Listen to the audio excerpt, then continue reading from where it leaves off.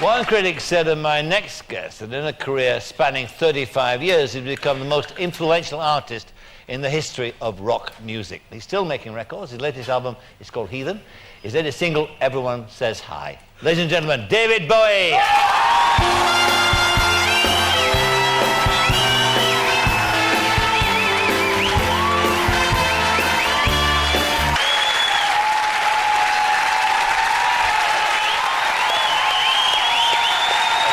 Great pleasure.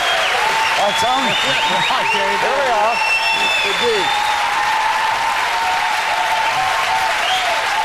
Thank you.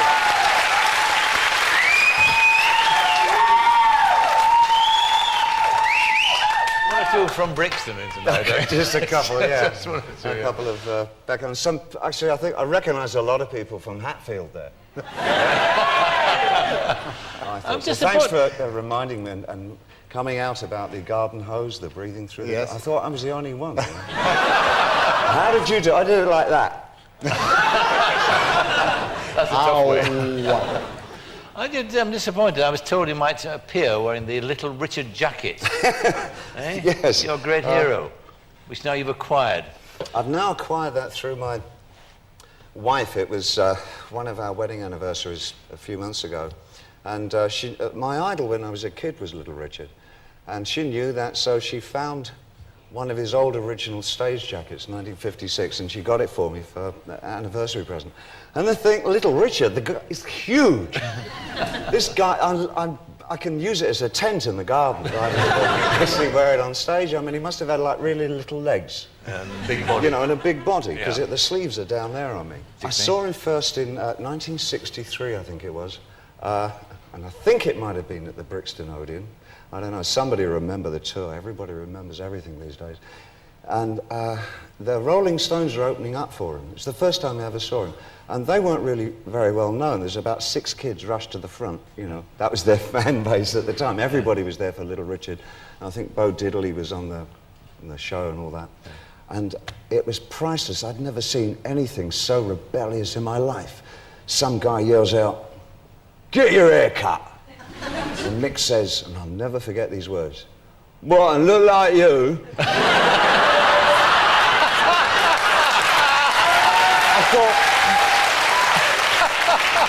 I thought, oh my God, this is the future of music.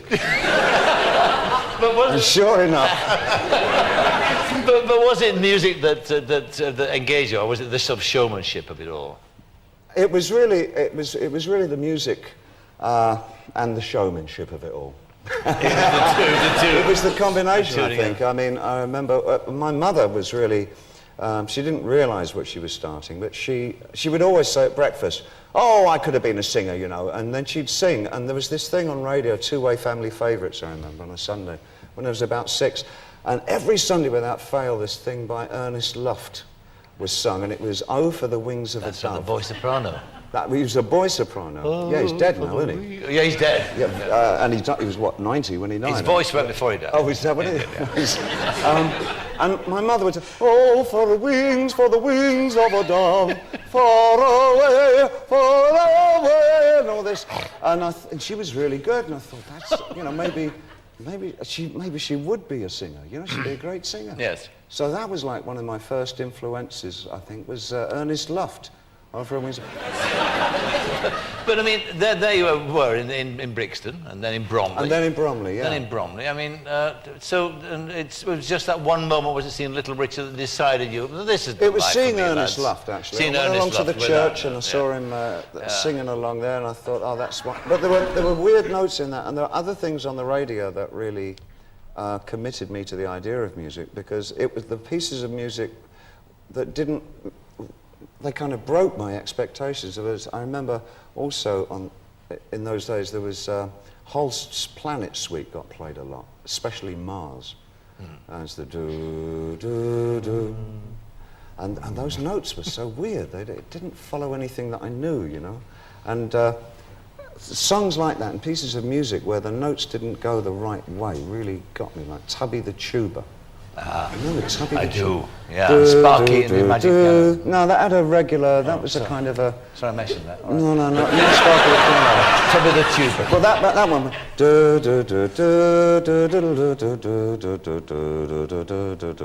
There was this weird bit. Don't forget that. It was that note. Yeah. It was like awkward, you know. Extraordinary beginning to where you got to, into some rock and roll. And Yeah, well, but I like Little Richard along with this stuff. but you mentioned that when you saw Little Richard, you mentioned an interesting word, rebellion. Yeah. You mentioned. I mean, what was the purpose of your rebellion? What was it? Oh, I don't think I really ever had a rebellion. Well, you could. No. Only against my mother and father, really. It was really no wider than that. You know, it wasn't against the world generally. I wanted to get a lot of the world. I wanted as much as I could get, so... Well, what was wrong with your mum and dad? They fuck you up, your mum and dad. That's what Larky said. But do you believe that to be true? With my mother, yeah. My dad was very... They fuck you up, your mum and dad. Yeah. They may not mean to, but they do. And they fill you full of faults they had. And they add some extra just for you. The last verse is great, though. What was the last verse? Do you remember? I don't. It's man hands misery onto man. It deepens like a coastal shelf. So get out as soon as you can and don't have any kids yourself. Now that's an English poem, innit? So you didn't like your mum and dad or what they'd done to you? Wings of a dove. There's a funny note in that one, you see. Yeah. Weird, isn't it? So what I'm trying to get at now, I'm even more confused than when I first started, but... Oh, you don't know? I confuse Mr. myself Hanks is sometimes. totally confused. No, he's not. No, I'm don't still let the good. suit fool you. Yeah, I'm still going through Tubby the Tuba in my head. Where did Ziggy Stardust come from? Oh Lord, I don't know. Was that the rebellion, was it? That was creating this kind of alter It was. ego? Well, you know, the thing is, I never really wanted. I never thought that I could sing very well, and I used to kind of try on people's voices if they appealed to me. When I was a kid, about 15, 16, I got into Anthony Newley like crazy because a couple of things about him. One, before he came to the States and did the whole Las Vegas thing, he really did bizarre things over here. A television series he did called The Strange World of Gurney Slave. I remember it. Which was so odd and off the wall. And I thought, I like what this guy's doing, where he's going. It's really interesting. And so I started singing songs like him, but I was reading a lot of stuff like by the Angry Young Men generation, you know, and Keith, who is it? Was it Waterhouse? Keith Waterhouse. Yeah, Willie Keith Waterhouse and John Osborne and stuff like that. And so I was writing these really weird Tony Newley type songs, but the lyrics are about like lesbians in the army and cannibals and paedophiles and things like that. It was this kind of, you know, I thought, yeah, this is my bag. This is what my career is going to be like. And the first album, it really is the most extraordinary piece of work in that way. Yeah. I mean, utterly forgettable, but it's...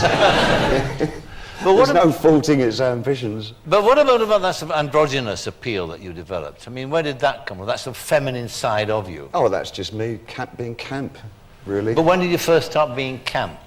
When I put those clothes on, funnily.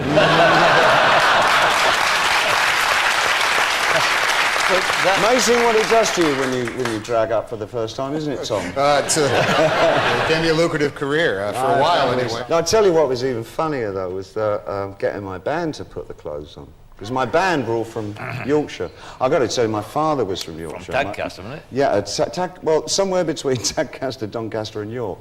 So he's from there, and my mother's family were from Lancashire. So when I hear somebody, you know, I'm straight, I'm nearly there, you know, I want to be, I've supped some stuff to eat. I can't help it. It's, so I'm trying desperately not to get into a Yorkshire accent. It's really hard. They do it very well. It's You sound like excellent. my dad, you see. It's really off-putting. I won't look at you. All right. I will, actually, because he was a good man. So these guys all came from Hull, you know, we're going to play a rock and roll band, they like the songs and all that. And I said, yeah, it's great. So, do you want to see what we're going to wear? Oh, yeah, right. Not way. Bloody right, I'm not putting that on. I said, no, believe me, you'll look great. It'll really suit you. Yeah, right. And so I don't know how I did it, but I managed to talk them into doing it. A couple of nights later, we'd done a couple of shows, and all these girls were all over them. And suddenly the dressing room procedure was really different. It's right. Who's got the blush? Hey, Trevor, have you finished with that mascara? It was a phenomenal thing. Amazing. A little bit of eyeliner. So when you look back on that now, do you remember, obviously, do you remember I look on as rarely as possible. Do you remember it fondly? I do, yes, absolutely. We had some wild times. It was a fantastic period. We had no idea what we were doing. We really didn't know which way the whole thing was going. I just knew that I was getting bored very quickly. That's the great tragedy of it, I suppose, in my eye. Well, no, not really, because it was great to let go of it, but I tend to grasshopper about. My attention span is very short, as you can probably gather. There was a period after, we were only together for 18 months. The whole thing was over in 18 months, the whole Ziggy Stardust thing. And a good halfway through, 9-10 months into it, I knew it was over already, and I just wanted to move somewhere else. There's new kind of music. I wanted to write something, a different kind of theatricality I wanted to bring into it, and all that, and it was... the last few months, I was really like treading water. I couldn't wait to finish. And you know, the amazing thing is that you nearly threw all that away, all the creativity through drugs, and you got through it in the end. Yeah, well, I guess all that period was pretty fine, you know. It's the later years, the later part of the 70s. But my story in terms of drugs and the alcohol and all that is no different to anybody else's, and it's almost a textbook story. So. Except you survived it. Yeah, well, a lot of us did, you know. I'm not the only one by any means. Just tell me, because it's fascinating research. Right. So about you saw a guy on CNN, a doctor was talking about the effect that cocaine had on the human brain. I don't know if it changed your mind about drugs, but certainly had an effect of making you not want to take drugs. Oh, that actually, yes, no, that didn't put me off at all, actually, when I saw that. I saw that it was in the 70s, and I saw that, and I said, whoa, too cool. I mean, it was showing a brain of cocaine users and all the holes that were in it, the great, huge holes. I thought, yeah, that's me. It didn't occur to me that this was a bad thing. I mean, that didn't come for quite a while later. Really. And what started the change? What was it? You can't have relationships with anybody. You don't know anybody else exists. It's just, you become a really dreadful person, you know? And I just think I got fed up with being a dreadful person. That's really as simple as that. And I guess I was lucky that I was able to knock it on the head, you know? And what about being a new father now? Because you've got a 2-year-old child now, haven't you? Yeah, I have indeed. Wonderful little girl, Alexandria. And also a wonderful boy, 31 years old. Yes, I've got two. And I've got also a stepdaughter, of course, Zuleika, who's 21. One imagines, of course, then that the 31-year-old, when that period of time when you had the boy, yeah. That in fact you were kind of an absent father in many ways. I was. I mean, you know, I was on tour all the time. I was very ambitious. I was young. I was keen to go and do these stage things. And I was just whizzing around the world half the time, you know. And now, of course, you've got time to sort of relive that, in fact, recapture it. Yeah. I mean, I was very lucky in a way. I mean, the marriage, of course, went hopelessly wrong very early. But Joe was with me since he was 5-6 years old, so I was kind of a one-parent family since he was that age. Are you a sort of new-age father now? Are you a nappy changer? Come on, are you? No, I'm ridiculously Victorian. I'm absolutely hopeless at that kind of thing. I've got a huge admiration for guys who can get in there like that. I just can't. I mean, well, I didn't. My wife didn't let me, which was great. She was, oh, get out of here, you know, and she was like pinning and wrapping things up, and, you know, I knew there was some kind of, something in there was being prepared, and at the end of it all, my little daughter came out. It was great. But I'm good at saying, this is a book, and we're going to look at this, and, you know, come to this museum, and I'm kind of fairly good like that, I think. Yes. Well, what about, how much now is left of the lad from Brixton, do you think? Not very much, I think. I mean, you know... What moves on? I mean, I never became who I should have been until maybe 12, 15 years ago. I spent an awful lot of my life, as I think most people in so-called entertainment industry, actually looking for myself, you know, and understanding what it was that what I existed for, what was it that really made me happy in life, and who exactly I was, and who are the parts of myself I was trying to hide from a lot. You know, it's like exposing yourself. And I think a lot of us one, dysfunctional in show business. It's show business. Pretty dysfunctional, and two, in huge senses of denial about who we are and where we exist in the world. There's some kind of traumatism often goes on in our childhoods, I think, that makes us crave some kind of strange affection, you know. It's sort of, and often you'll find that the person who craves a lot of affection actually isn't terribly good at giving it. And I found that all my life, especially in the 70s. I was like that. I really wanted to sort of, you know, be very emotionally involved with people. I didn't know how to do it. You know, my parents were like that. Yeah. And I guess you kind of, as I say, Larkin's right in that way. You know, they pass on a lot of faults. Yeah. Do you buy that, Tom? Yeah, I think it's very true. We're in a narcissistic business. We're constantly figuring, how do I do that? What do I have to do next? Let's talk about me. Enough about me. What do you think of these shoes? Are these good shoes that I should wear? That's right. It's like that. What about, and the other thing too, is the kind of problems that your children have in dealing with this kind of narcissistic approach, if you like, because the animal is that, whichever way you look at it, they can observe this kind of, the effect that fame has on you, and the way that people react differently to you than they do to other people. That's something you can't really tell them about, isn't it? I mean, they have to sort of make their own mind up about that. Is it as casual as that, or are there things you can do? I think, well, in my situation, I think my son watched me grow up. You know, which is kind of, it was very strange for him in some ways, and sometimes I feel there's almost a protective quality about him when he's with me, you know, which is kind of... He's looking after you? Yeah, well, he's not, but he is, you know what I mean? Yes, I do. Like, I do know. But I also feel the same way. I really want to protect him. Let's hear a classic song of yours, Life on Mars. But first of all, before we hear that, tell me how you came to write this song. Well, when I was just a little sprog, will you do it in a Yorkshire accent, all of it? No. I can't do the accent. I was with a music publishing company, and they were passing me songs, lots of them from the, I was going to say from the Orient. Some of them sounded like they came from the Orient. A lot of songs from Europe that they wanted me to do kind of English translations, not translations, but a new set of English lyrics for, you know.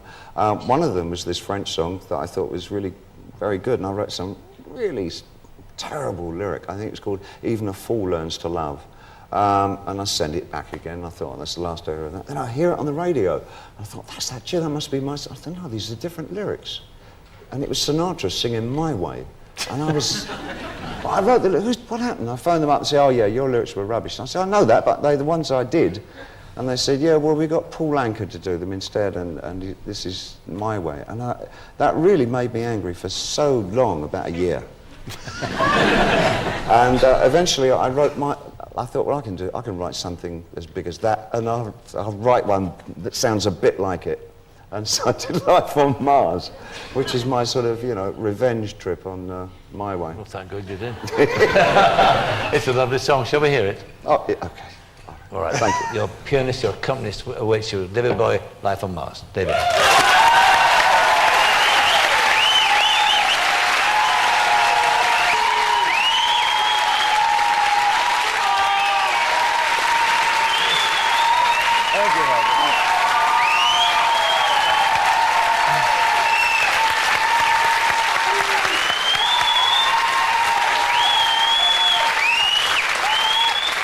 Enjoy that, Mr. Hanks. Oh, you know... That's going to be the ultimate in performing, actually. Have you ever stayed at the Sunset Marquis Hotel in Los Angeles? No.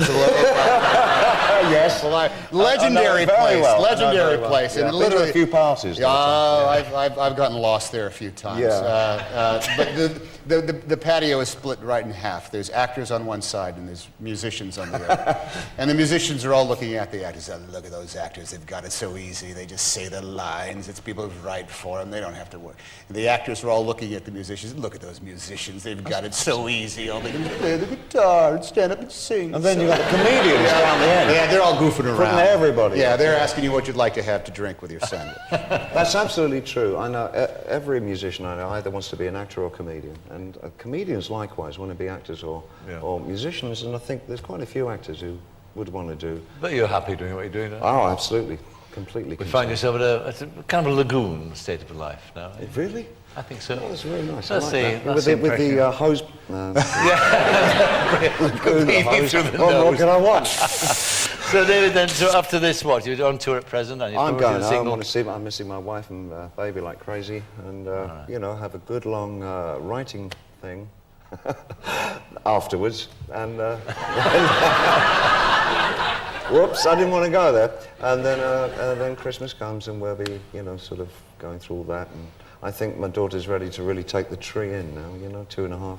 It'll make sense, won't it? Well, thank you for talking to me tonight. I've really much enjoyed it, and I hope to It's been a do it great again pleasure sometime. meeting you both. It's been lovely. David Bowie.